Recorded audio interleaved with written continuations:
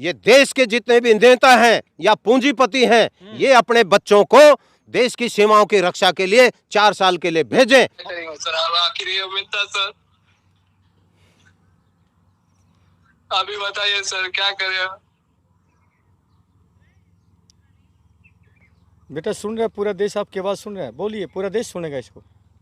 अब हम क्या करेंगे सर, मेरा नमस्कार, आप देख रहे हैं द जनता लाइव। मैं हूं आपके साथ नलिनी। देश में हर जगह अग्निपथ योजना को लेके बवाल मचा हुआ है। कहीं से आगजनी की खबरें आ रही हैं तो कहीं से रेल जलाने की खबरें आ रही हैं। आज इसी पूरे मामले पे, इस विरोध को जानने के लिए कि विरोध की वजह क्या है, हमारे साथ सेना के पूर्व जवान मौजूद हैं। आइए उनसे मिलते हैं और बात करते हैं और जानते हैं कि अग्निपथ को लेकर उनका क्या सोचना है। सर आपका नाम? मेरा नाम सूबेदार मेजर लालचंद यादव है और मैं आर्मी फिजिकल ट्रेनिंग कोर में शिक्षक रह करके आया हूँ। ये जो अग्निपथ योजना है, इसमें क्या क्या खामियां आप देख रहे हैं? क्यों गलत है ये? आप लोग क्यों विरोध कर रहे हैं इसका? देखो जी, ऐसा है, खामियां बहुत हैं, क्योंकि एक नौजवान का जो जीवन है वो बर्बाद किया जा रहा है। हम इसको इस दृष्टि से नहीं देख रहे कि वो उसका जीवन बहुत सफल होगा। कुछ व्यापारी लोग हैं वो इस दृष्टि से देखते हैं कि यार उसको 4 साल की नौकरी में एक 11 लाख का पैकेज मिलता है, 11,71,000 का पैकेज मिल रहा है, तो वो उसके लिए बहुत कुछ कर लेगा। अरे 11,71,000 से आज के दौर में कुछ नहीं हो सकता। मुझे तो इसमें गलत लग रहा है। हालांकि मैं गलत तो बोलना नहीं चाहता, लेकिन मेरे से रुका भी नहीं जा रहा है। मैं तो इतना कहूँगा कि जिस देश का या जिस प्रदेश का राजा अगर व्यापारी हो जाता है तो उस प्रजा को भिखारी बनना तय है। तो यहाँ के लोग भिखारी होंगे? बिल्कुल, एक दिन भिखारी हो जाएंगे। अगर देश का राजा व्यापारी रहेगा तो वो भिखारी होगा ही। मोदी व्यापारी है? बिल्कुल व्यापारी है। व्यापार की दृष्टि से अब सैनिकों को व्यापार की दृष्टि से इनको तैयार कर दिया है।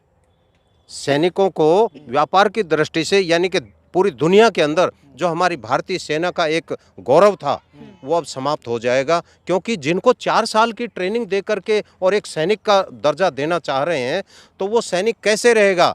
चलो कुछ दिन के बाद मुझे ये बताएं कि देश का प्रधानमंत्री ही बताए या डिफेंस मिनिस्टर बताए कि उन बच्चों को जो ट्रेनिंग 4 साल की जो ट्रेनिंग देंगे, जिन बच्चों को 4 साल के लिए जो ट्रेनिंग देंगे, तो कुछ दिन के बाद उन बच्चों को ट्रेनिंग देने वाले कौन रहेंगे, कौन आएंगे। तीनों सेना प्रमुख ताल ठोक कर प्रेस कॉन्फ्रेंस कर रहे हैं। कह रहे हैं मोदी की जो ये नियति है बहुत बढ़िया है, साफ सुथरा है, ये भारत का भाग्य भविष्य है 4 साल वाला। भाई साहब, ये भारत का भविष्य केवल वही देख सकते हैं, क्योंकि हम जानते हैं जो ब्रिगेडियर रैंक से ऊपर जो अधिकारी होते हैं सेना में, वो सब पॉलिटिशियन में चले जाते हैं और उन्हें देश की सीमाओं की सुरक्षा के लिए कोई ज़्यादा उनको सोचने की आवश्यकता नहीं है। वो सिविल के जो नेता हैं उनके विचारों के मुताबिक ही करते हैं। उनकी तरफ से देश भाड़ में जाए, वो देश की सुरक्षा के लिए नहीं सोच सकते।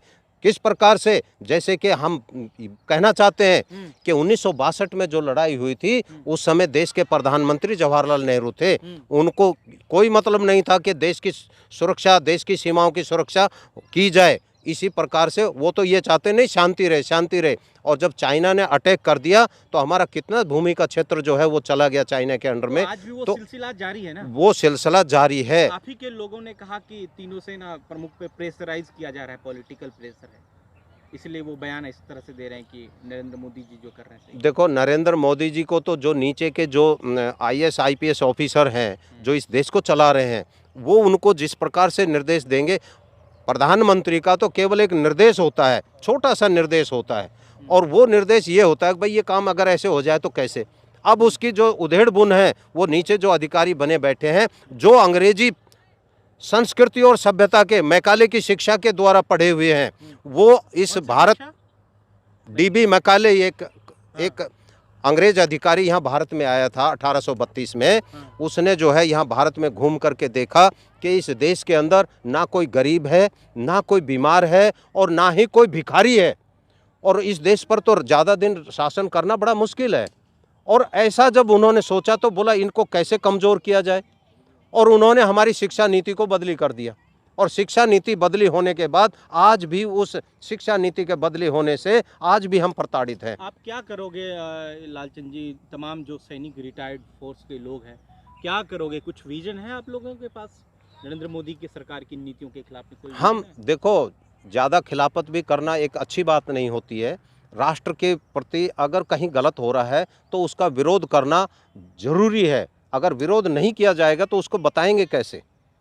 लेकिन बताने का तरीका आज जो हो रहा है, जो नौजवान बच्चे जो तोड़-फोड़ और आगजनी कर रहे हैं, वो कहीं गलत है, वो कहीं गलत है। मुझे लग रहा है कि आपको डर लग रहा है कि अगर ज़्यादा आप विरोध करेंगे तो आपको देशद्रोही वाला तमगा लग जाएगा। नहीं, देशद्रोही हम देशद्रोही कैसे हो सकते हैं?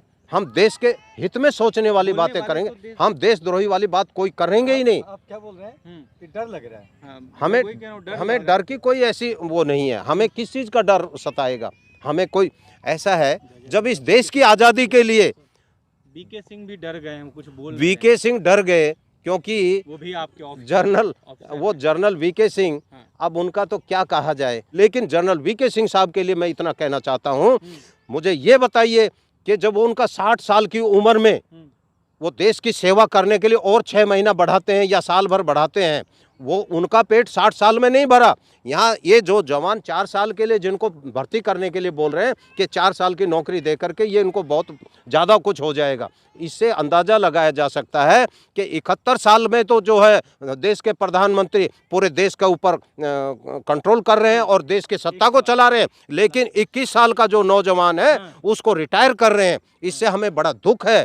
ये समय रिटायर होने का नहीं होता है, देश के लिए कुछ कर गुजरने का मौका होता है। आप लोग भेजेंगे अपने बच्चों को बीजेपी कार्यालय गार्ड के लिए कि नहीं भेजेंगे? मैं तो बिल्कुल नहीं भेजूंगा। वो तो कह रहे हैं, आइए, पहले देंगे। मैं इसके लिए एक आह्वान करता हूं, हाँ, ये देश के जितने भी नेता हैं या पूंजीपति हैं, ये अपने बच्चों को देश की सीमाओं की रक्षा के लिए 4 साल के लिए भेजें और पहला प्रयास, पहला जो ये अभ्यास है वो इन बच्चों के ऊपर किया जाए, न कि एक आम गरीब के बच्चों के क्या ऊपर बोल किया रहा हूँ, जाए। आनंद महिंद्रा, कोटक महिंद्रा के जो फाउंडर है आनंद महिंद्रा, हाँ। अडानी अंबानी सब कह रहे हैं हम आपको प्राथमिकता देंगे, प्रायोरिटी देंगे, फर्स्ट प्रायोरिटी कि आप हमारे साथ आओ 4 साल के बाद। अच्छी बात है ना, जुड़ जाना चाहिए लोगों को। ये 4 साल के बाद नौकर तो नौकर ही होता है। यहाँ इस देश के अंदर ये जो हमको जो शिक्षा दी गई है, मैकाले की जो शिक्षा पद्धति है, ये देश के नागरिक को एक नौकर बनाने की पद्धति है। केवल नौकर बना करके ही रख दिया गया है। चाहे वो इंजीनियरिंग कर ले, चाहे डॉक्टर कर ले, वो डॉक्टरी करने के बाद भी वो ये सोचता है कि मैं किसी हॉस्पिटल जाऊँगा, मुझे अच्छी सैलरी मिलेगी, और वो नौकर ही बनकर रह जाता है। डॉक्टर जबकि देश के भलाई के लिए कुछ ऐसा नहीं सोचता है, ना इंजीनियर सोचता है, केवल नौकर बनकर के ही रहना चाहते हैं। है कि एक बच्चा है, आपने बात रखी ये अग्निपथ वाली। हाँ बेटे, आप कहाँ से हैं? समस्तीपुर से है सर। समस्तीपुर, बिहार से। बेटा, पूरा देश आपकी बात सुन रहा है, आपकी जो पीड़ा है बताइए जल्दी से। सर मेरा 10 मंथ से था सर, लास्ट स्टेज था, इस बार खत्म हो गया, 24 पार हो चुका है सर। जी पढ़ने के लिए गए थे, वहाँ घर पे गार्जियन पैसा अति पे लोन पे लेके उठा के दिया था।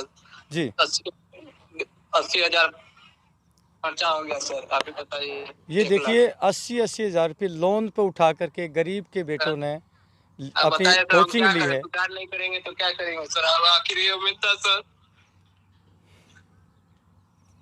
अभी बताइए सर, क्या करें? बेटा सुन रहा है, पूरा देश आपकी आवाज़ सुन रहा है, बोलिए, पूरा देश सुनेगा इसको। अब हम क्या करेंगे सर? मेरा एज खत्म हो गया, अब हम कुछ नहीं कर सकते हैं। मेरा एग्जाम, बस एग्जाम था, बाकी मेडिकल वेडिकल सब हो गया था सर। अब क्या करेंगे तो बताइए सर। देखिए अभी पहले भी बताइए सर, हम क्या करेंगे? सुसाइड कर लेंगे सर, आप क्या करेंगे? नहीं बेटा, मैं विनती करता हूँ, सैनिक होने के नाते गलत काम नहीं करना, सुसाइड नहीं करना। एक बहादुर आदमी ये गलत काम नहीं करता। हमें इंसाफ मिले, मेरा एग्जाम देने का मौका मिले। एग्जाम मेरी गलती है सर, मेरी गलती थोड़ी है। तो बताइए, मैं डेट पे डेट देता गया, जी मेरी गलती है सर। पूछिए, पूरा सरकार से पूछिए, पूरा देश सुन रहा है आपकी बात। थोड़ी है, एग्जाम लेते तो हम देते नहीं है, ऐसा थोड़ी है सर। हाँ, आप ही बताइए सर। बोलते रहिए, रुकिए मत, बोलते रहिए बेटा, फटाफट, समय कम है। सर मैं भी सर इसी के साथ था सर, समझे सर, जीडी से निकाले हैं। जी सर श्रीमान फर्स्ट बार तो हट गए थे, सेकंड बार में पास हुआ। कैसे कैसे गार्जियन हम लोग को पैसा दे के बोला बेटा पढ़ लो, कुछ पल का कष्ट है, उसके बाद तो हो जाएगा, तो मेरा कर्जा सदी जाएगा। जी कितना उम्मीद के साथ पिताजी काम करके ला रहे थे, पैसा दे रहे थे, कहीं से भी जुगाड़ करके दे रहे थे। जी बेटा।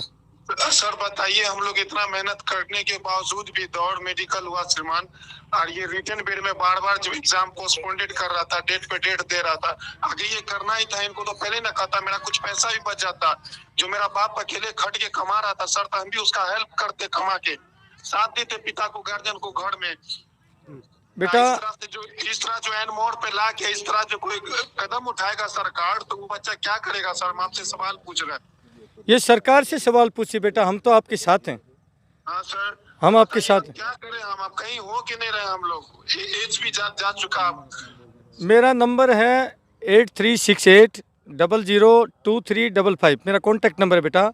और हम 26 जून को एक महापंचायत बुला रहे हैं। ये पूरा वीडियो जा रहा है बेटा। मैं पूरा देश के नौजवानों से, उनके गार्जियन से, अगेन जितने देश के भाई हैं जो इन बच्चों से सिंपैथी रखते हैं, उनसे विनती करता हूं कि आप 26 तारीख को दिल्ली के अंदर कराला गांव है, तपस्वी आदर्श परिवार जो है, यहाँ का लोकेशन है, गूगल पे मिल जाएगा। मेरी विनती है कि लाखों की तादाद में यहाँ पर इकट्ठे हों।